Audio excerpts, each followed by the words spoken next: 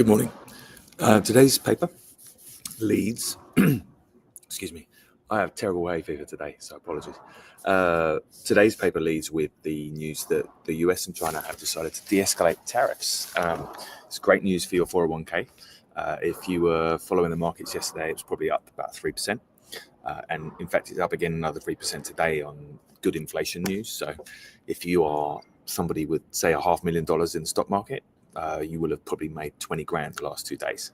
The sort of sad side of that is that it was basically all totally avoidable. If you look at the charts in here about tariffs, they were kind of there, and then Trump put his tariffs in, China put their tariffs in retaliation, and now they all come back down to normal. So it's May.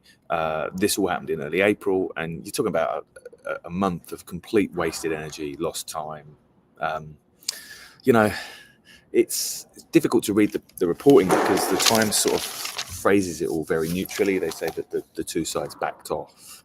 And actually, that's, I think, an effort to appear unbiased. They know that Trump will attack them for being biased. But the truth is that the objective facts of this are that China was not doing anything. Trump kind of went with this tariff. And you'll remember that he actually escalated the tariffs on China after de-escalating the other tariffs because that had been so catastrophic. So China puts these tariffs in retaliation. A month later, we all have a meeting in Geneva and things go back to normal. This is a 90-day reprieve. I would be amazed if after 90 days things got any worse.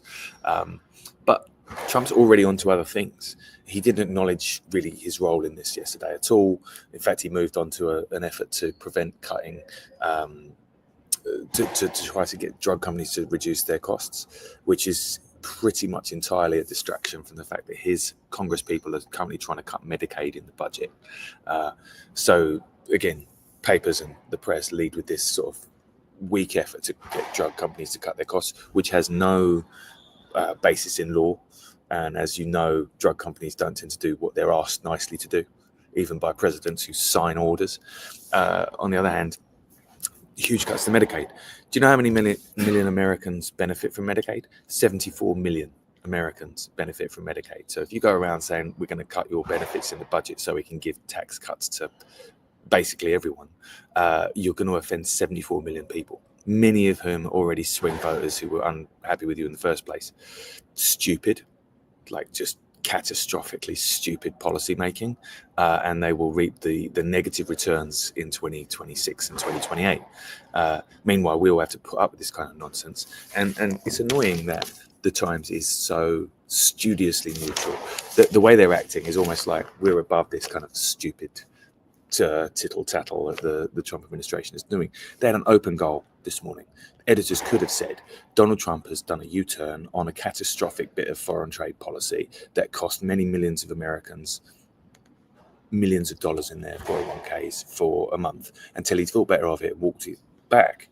They haven't done any of that. The best they have done is quoted the odd economist. There was a great Harvard economist yesterday who was on Blue Sky, and he said the Trump administration has got nothing out of this. Zilch. I love the word zilch. But you have to go to Blue Sky to find a Harvard economist who's willing to say that. Again, he works for an institution that's supposedly standing its ground with the Trump administration. So good for him. I was pleased to see it. Trump yesterday said nobody wants to hurt China. But the thing is, that's exactly what he's been doing for the last 6 weeks. All of his policy has shown he does want to hurt China. So it's a bit like, I don't know, a wife beater saying, "Oh, nobody wants to hurt my wife." Sorry, maybe you've been beating her up for the last however many years. Scott Bessent is the Treasury Secretary who has been kind of defending all this. You notice Trump's not really out the front. I feel like Scott gets dispatched every time Donald's in the Oval Office pooing all over the walls. And Scott has to come out and pretend like there isn't somebody crazy in there.